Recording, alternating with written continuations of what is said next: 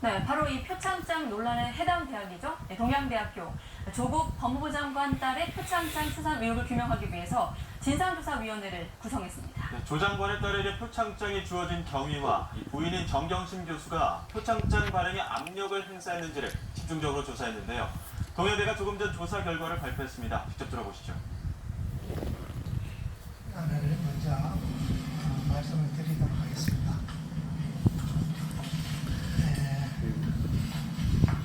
우리 대학 진상조사단은 현재 거론되고 있는 표창장 및 봉사 실적 관련하여 사실관계 확인을 위해 2019년 9월 4일 최성해 총장님의 지시로 구성이 되었습니다. 진상조사단은 언론에 보도된 내용들에 대한 사실관계 파악을 위해 당시 생성된 자료들을 수집, 검토하고 있습니다. 또한 당시 근무했던 교직원에 대한 사실관계도 병행하고 있습니다. 그러나 일부 서류들은 이미 검찰로 이관된 상태이고 당시 근무했던 교직원들도 지금은 퇴직한 상태에서 사실적 물리적 한계에 봉착하고 있습니다. 저희 조사단에서는 순차적으로 자료의 발굴 및 관계인에 대한 면담을 통해 제기된 사실관계들을 규명을 해갈 계획입니다. 이후 조사 과정에서 새로운 사실들이 밝혀지면 우리 대학의 공보팀장을 통해서 여러분들에게 그 내용을 발표할 예정입니다.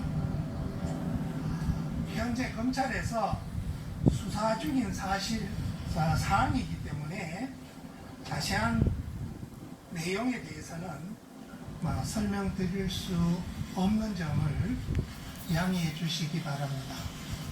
저희 조사단에서 논의하고 합의한 내용은 여기까지입니다. 감사합니다. 대법원이 안희정 전 충남지사에 대해 징역 3년 6개월을 선고한 원심을 확정했습니다. 자신의 비서를 성폭행한 혐의인데요. 피해자 김지은 씨의 진술에 신빙성이 있다고 최종 판단했습니다. 박기환 기자가 보도합니다. 대법원은 비서 성폭행 혐의로 재판에 넘겨진 안희정 전 지사에게 징역 3년 6개월을 선고한 원심을 확정했습니다. 지난해 4월 기소된 뒤 1년 5개월 만입니다. 상고심 재판부는 원심의 판단에 잘못이 없다고 보고 안 전 지사와 검사의 상고를 모두 기각했습니다.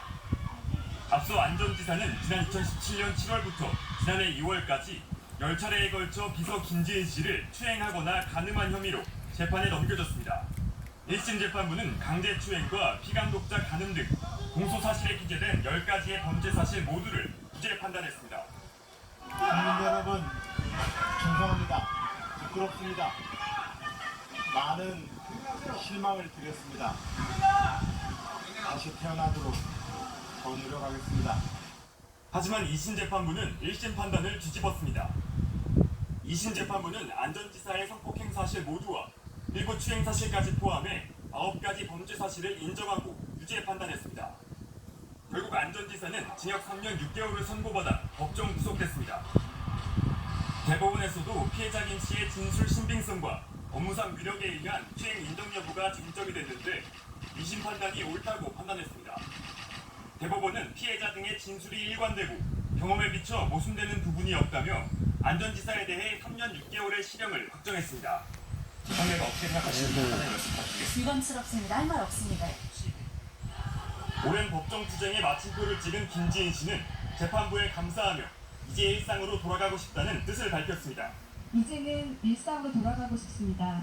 2차 가해로 거리에 나들이고는 온갖 거짓들을 정리하고 평범한 노동자의 삶으로 정말 돌아가고 싶습니다. 대법원의 실형 확정으로 2심에서 법정 구속된 안전지사는 안양교도소에서 3년 가까이 남은 수감 생활을 계속하게 됐습니다. YTN 박견입니다. 대법원은 안희정 전 지사의 지위 자체가 무형적 위력이라고 결론 내렸습니다. 성범죄 사건을 심리할 때 성인지 감수성을 잃지 않아야 한다는 기존 법리도 재확인했습니다. 대법원의 구체적인 판단 근거를 강희경 기자가 정리했습니다. 대법원은 2심 재판부의 판단을 전적으로 수용했습니다. 먼저 1, 2심에서 판단이 엇갈린 위력과 관련해 2심과 같은 결론을 내렸습니다. 1심은 업무상 위력이 실제 범죄에 사용됐다고 볼 만한 증거가 없다고 봤지만 2심은 안전지사의 지위 자체가 수행비서에게 충분한 무형적 위력이라고 판단했습니다. 대법원도 위력이 자유의사를 제압하기에 충분한 세력으로서 폭행, 협박뿐 아니라 정치적 지위나 권세를 이용하는 것도 가능하다고 강조했습니다. 피해자 김지은 씨 진술의 신빙성도 인정됐습니다. 대법원은 먼저 피해자의 진술은 모순되는 부분이 없고 허위 진술을 할 동기가 분명하게 드러나지 않는 이상 신빙성을 함부로 배척해서는 안 된다고 밝혔습니다. 성범죄 사건을 심리할 때 성인지 감수성을 잃지 말아야 한다는 점도 다시 한번 확인했습니다. 피해자가 처한 사정을 충분히 고려하지 않은 채 진술의 증명력을 배척해선 안 된다고 강조했습니다. 사건 당일 김 씨가 안전지사와 와인바에 동행한 점 등을 들어 김 씨 진술을 믿기 힘들다고 밝힌 1심 판단과 정반대의 결론입니다. 이른바 피해자다운 행동이라는 오래된 판단 기준과도 분명하게 선을 그은 겁니다. 다만 1심에서도 성인지 감수성이 고려됐지만 정반대의 판단이 나왔다는 점에서 앞으로 대법원이 이에 대해 더 구체적인 법리를 제시해야 한다는 필요성이 제기되고 있습니다. YTN 강희경입니다. 네, 신속 처리한 건 이른바 패스트트랙 충돌 사태를 수사했던 경찰이 관련 고소 고발 사건을 모두 검찰로 넘기기로 했습니다. 서울 영등포 경찰서는 내일까지 서울 남부지검의 수사 지휘에 따라 국회 패스트트랙 충돌 사태로 들어왔던 고소 고발 18건을 검찰에 보낸다고 밝혔습니다. 이 가운데 물리적 충돌과 관련이 없는 모욕죄 고발 등 4건은 혐의가 없다는 의견을 받아 송치하기로 했습니다. 패스트트랙 충돌 사태로 수사 대상에 오른 121명 가운데 국회의원이 109명이고 그 가운데 출석을 요구받은 자유한국당 소속 의원 59명은 모두 소환에 지금까지 불응한 상황입니다.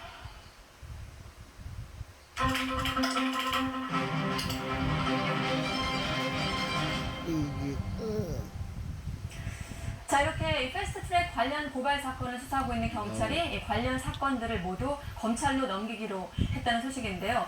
이 수사와 재판을 통해 형이 확정될 경우 국회 선진화법을 위반하는 첫 사례로 기록될 전망입니다. 뉴스 TMI, 오늘은 국회 선진화법을 어기면 어떤 처벌을 받는지 예상해 보도록 하겠습니다. 박성원 앵커, 예. 자, 이번에 상당수 여야 의원들이 고발된 상황인데 어떤 처벌이 가능한 겁니까?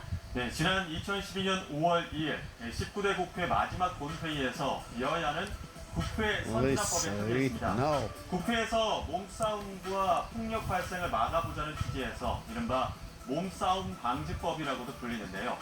2014년부터 시행된 이 법은 법 위반에 따른 처벌이 무겁고 결과에 따라 정치 생명까지 위태로울 수 있습니다. 구체적으로 살펴보면 첫 번째, 국회 회의 방해 금지 조항입니다. 국회의 회의를 방해할 목적으로 회의장이나 그 부근에서 폭력 행위를 행사해 재물을 손괴하거나 공무상 서류와 기록 등을 손상, 은닉할 경우 7년 이하의 징역 또는 2천만 원 이하의 벌금에 처하도록 규정하고 있습니다. 두 번째, 국회 회의 방해죄에 관한 조항인데요.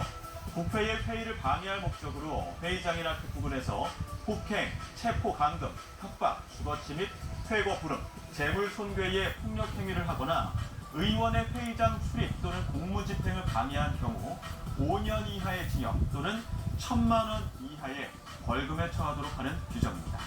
특히 공직선거법 제19조에 따르면 이렇게 국회 선진화법 위반으로 500만 원 이상의 벌금형이 확정될 경우 5년 동안 선거에 출마할 수 없고 집행유예 이상형이 확정된 뒤에는 10년 동안 마찬가지로 피선거권을 박탈당하기 때문에 정치인으로서는 치명적이죠.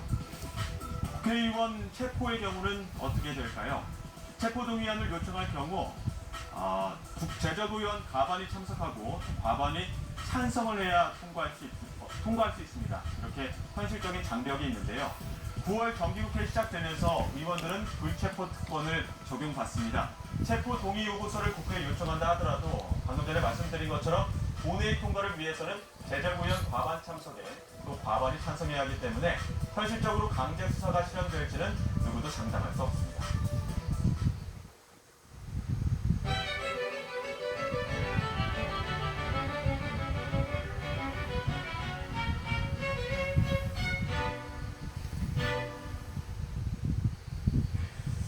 네, 현대차 계열사인 현대글로비스의 차량 운반선이 미국 남동부 해안에서 전도된 사고가 났습니다. 현지 시각으로 8일 새벽 1시 40분쯤 현대글로비스의 차량 운반선 골든레이호가 미 조지아주 브런즈윅 항구를 떠난 뒤 1.6km 지점 수심 11m 해상에서 전도됐습니다. 골든레이호는 사고 당시 좌현으로 선체가 80도가량 기울어졌으며 지금은 90도로 더 기울어진 상황이라고 합니다. 골든레이호에는 모두 24명이 승선했으며 그 가운데 20명이 긴급 대피하거나 구조됐습니다. 하지만 나머지 한국인 4명이 지금까지 구조되지 못하고 있는데요. 이 사고 초기 연기와 불길 탓에 구조대원들이 선내 진입에 어려움을 겪었고 이후 연기가 잡히긴 했지만 선박 불안정으로 진입에 차질을 빚고 있습니다. 이에 따라 현대글로비스는 비상대책반을 꾸리고 사고 수습에 총력을 기울이고 있습니다. 현대글로비스는 어젯밤 사고 발생 직후 서울 본사에 종합상황실을 마련하고 유관부서 인력이 모여 외교 당국과 함께 사고 해결을 위해 노력하고 있다고 밝혔습니다. 또 사고가 발생한 미국 현지의 신속한 대응을 위해서 미국 법인 관계자들을 급파해 비상대책반을 운영하고 있다고 설명하기도 했습니다. 자, 그런데 미 해안경비대에서 선체 내부에서 3차례에 걸쳐 두드리는 반응이 있었다고 우리 외교부에 전해왔다는 소식입니다. 이 선체를 고정하는 등 안정화 작업을 마무리 짓고 오늘 저녁 구조대가 선체에 진입한다는 계획이라고 합니다. 취재기자 연결해서 지금 상황 들어보도록 하겠습니다. 한현희 기자. 네, 외교부입니다. 네, 선체 내부에서 반응이 있었다고요?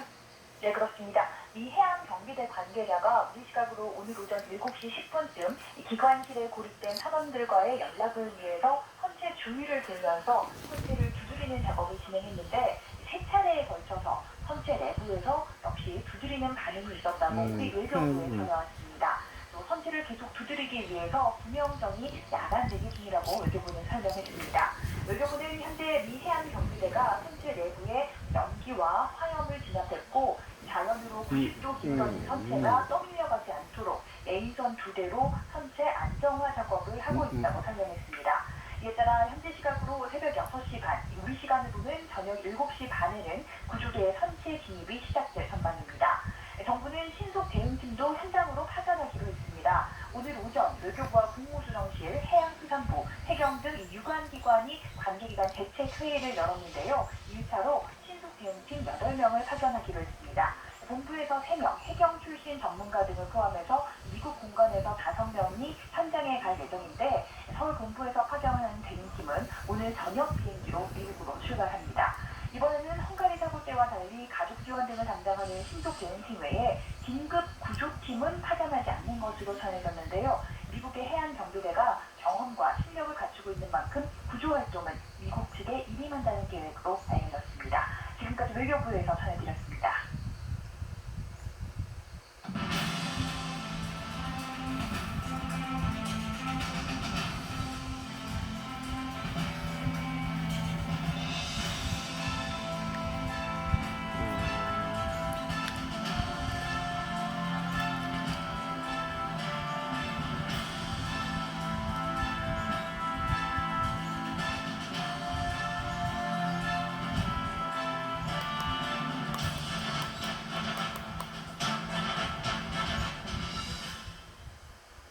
네, 조국 법무부 장관이 임명이 됐습니다. 앞으로의 톡톡 돌풍이라고 해야 될까요? 두 분과 함께 분석해 보도록 하겠습니다. 최창렬 용인대 교수님, 또 이종훈 정치평론가 두 분과 함께 하겠습니다. 안녕하십니까? 안녕하세요. 자, 이 이후의 상황을 좀 전망해 보기 전에 지금 현장에서는 조국 장관이 취임식을 열고 장관 업무를 공식적으로 시작할 예정이거든요. 현장으로 한번 가보도록 하겠습니다. 네. 자, 제66대 조국 법무부 장관 취임식 이런 현수막이 있고요. 조국 법무부 장관이 입장을 했습니다. 들어보도록 하겠습니다.